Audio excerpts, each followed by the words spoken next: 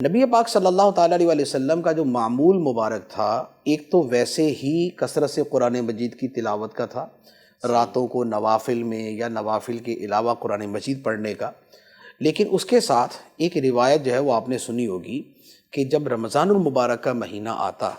تو جبرائیل امین علیہ السلام حاضر ہوتے اور قرآن مجید کا دور کیا کرتے تھے، یعنی جبرائیل امین علیہ السلام قرآن پڑھتے اور نبی پاک علیہ السلام قرآن سنتے، پھر نبی پاک علیہ السلام قرآن پڑھتے اور جبرائیل امین علیہ السلام سنتے۔ تو اس کا مطلب یہ ہوا کہ جو طریقہ نبی پاک علیہ السلام سے ثابت ہے وہ یہ والا ہے۔ اس لیے علماء نے یہ لکھا ہے کہ سال میں ایک مرتبہ قرآن مجید کو مکمل پڑھ لینا یہ قرآن مجید کے مستحب حقوق میں سے ہے، یہ اس کے مستحبات میں سے ہے، اور اس سے زیادہ بہتر صورت یہ ہے کہ مہینے میں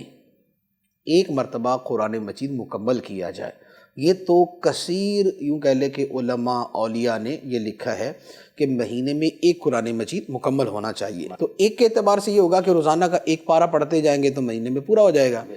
اچھا، پھر کچھ بزرگوں کا معمول یہ تھا کہ ایک مہینے میں 2 قرآن مجید مکمل کرتے تھے، روزانہ 2 پارے پڑھتے تھے تو 2 مرتبہ قرآن پورا ہو جاتا تھا۔ اچھا، بعض کا معمول یہ تھا کہ 7 دن میں یعنی ایک ہفتے میں ایک قرآن مجید مکمل کرتے تھے،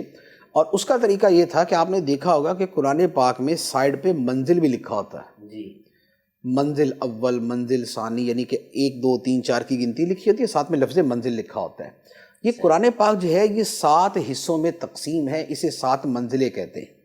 تو بزرگوں کا معمول یہ تھا کہ وہ روزانہ ایک منزل پڑھتے تھے، ایک منزل مکمل کرتے اور 7 دن کے اندر قرآن پاک مکمل ہو جاتا۔ تو یہ ایک بہت بڑی تعداد بزرگوں کی ایسی گزری ہے کہ جو 7 دن کے اندر قرآن پاک مکمل کرتی تھی۔ اچھا، پھر کئی وہ تھے، ایک حدیث مبارک میں یہ فرمایا گا 3 دن سے کم میں قرآن مجید ختم نہ کرے۔ تو اس اعتبار سے یہ ہوا کہ جو کثرت تلاوت چاہتا ہے تو اسے چاہیے کہ وہ 3 دن کے اندر قرآن پاک مکمل کرے، یعنی ایک دن میں 10 پارے، تو یہ 3 دن میں مکمل ہو گیا۔ اچھا، لیکن اس کے ساتھ بعضوں کا یہ بھی معمول رہا کہ وہ روزانہ ایک قرآن پاک مکمل پڑھتے تھے، جیسے سرکار غوث پاک رضی اللہ تعالیٰ عنہ کے بارے میں کہ 25 سال تک آپ نے روزانہ عشاء سے لے کر فجر کی نماز تک ایک قرآن پاک مکمل تلاوت کیا۔ تو اب یہ جو ہے کہ جنہوں نے روزانہ پڑھا تو اس پر علماء نے یہ لکھا ہے کہ جو نبی پاک علیہ السلام نے فرمایا نا کہ 3 دن سے کم میں قرآن پاک ختم نہ کرے،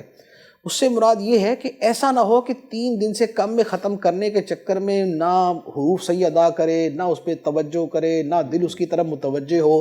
تو یہ اصل ممانت ان چیزوں کی ہے، پڑھنے کی ممانت نہیں ہے، ورنہ خود سیدنا عثمان غنی رضی اللہ تعالیٰ عنہ کے بارے میں یہ روایت موجود ہے کہ آپ روزانہ ایک قرآن مجید کی مکمل تلاوت کیا کرتے تھے۔ تو یوں تلاوت کے مختلف معمولات ہیں، تو کم از کم کو ایک ایسا معمول ہمارا ضرور ہونا چاہیے کہ جس کے ساتھ ہم یوں کہہ لیں کہ ایک